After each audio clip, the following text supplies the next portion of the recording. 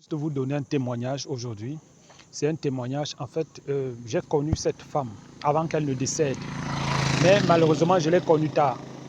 Et c'est une femme, en fait, qui était influencée négativement. Et son influence, c'était quoi? C'était la stérilité. Il y a un jour, pendant qu'elle dormait, comment ça a commencé? Elle s'est bien mariée, normalement, et tout. Et je vous rappelle que c'était même une chrétienne. Elle s'est mariée normalement, mais un jour, elle fait un rêve. Elle fait un rêve où elle est en train de sécher ses vêtements.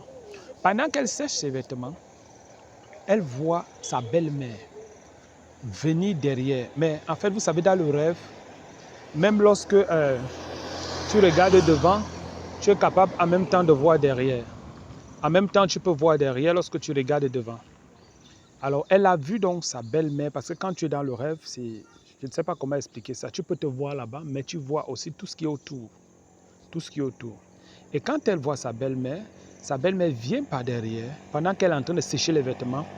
Sa belle-mère vient et sa belle-mère la tape au ventre. Quand sa belle-mère la tape au ventre, qu'est-ce qui se passe? Là, elle était enceinte. Donc, dans la vraie vie, elle était enceinte. Et elle a commencé directement à saigner. Elle a commencé directement à saigner. Et pourquoi? Parce que sa belle-mère ne voulait pas que son fils l'épouse. Son fils, en fait, ne voulait pas qu'elle reste là. En fait, sa belle-mère voulait précipiter sa mort. Comme elle avait combattu, elle a vu que elle n'a pas réussi à empêcher le mariage. Maintenant, elle a dit, ok, comme tu es dans le mariage, je vais donc te montrer que moi, je suis capable de d'ébranler ce mariage, de détruire ce mariage et d'ôter même ta vie. C'est ainsi qu'elle frappe comme ça et la femme a commencé seulement à saigner. Seulement à saigner. Elle se lève le matin, elle voit son lit est vraiment rempli de sang, elle saigne. Bien-aimée dans le Seigneur, depuis ce jour, jusqu'à ce qu'elle meure, elle n'avait plus jamais conçu. Elle n'avait plus jamais conçu. Je parle de ça pourquoi? Parce qu'il y a des gens qui ne savent pas qu'à partir d'un rêve, ta vie peut changer, que ce soit positivement ou que ce soit négativement. Dans la Bible, on voit le cas de Salomon. Salomon, après un rêve, sa vie a changé positivement. Sa vie a changé positivement.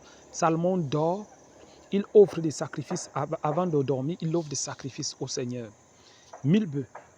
Et quand il offre ces sacrifices, certainement il avait l'intention et puis il peinait à voir le peuple comme ça.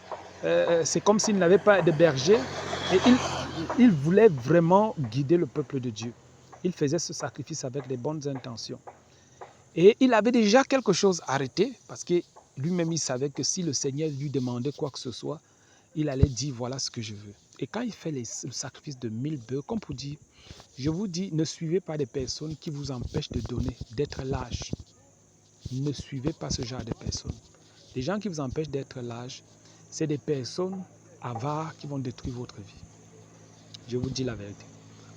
Parce que Dieu récompense les personnes qui donnent.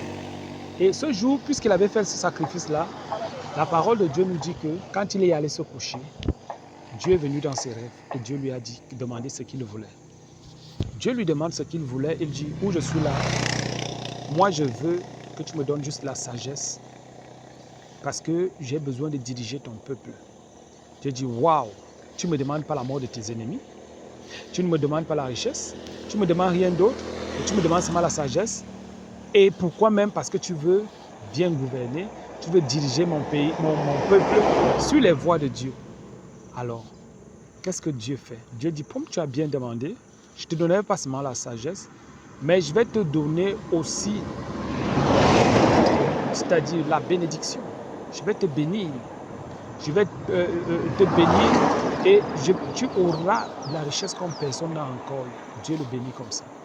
Et le lendemain, quand il se réveille, sa vie change. Sa vie change positivement. Je vous ai donné déjà 2 cas de figure qui montrent qu'il est possible que ta vie change après un rêve, positivement ou négativement. Maintenant, je prie dans le nom de Jésus, afin que Dieu fasse basculer ta vie positivement après un rêve au nom de Jésus-Christ. Que Dieu te visite de manière surnaturelle, qu'il transforme et qu'il change définitivement ta vie Au nom de Jésus, Amen. Gloire à Dieu.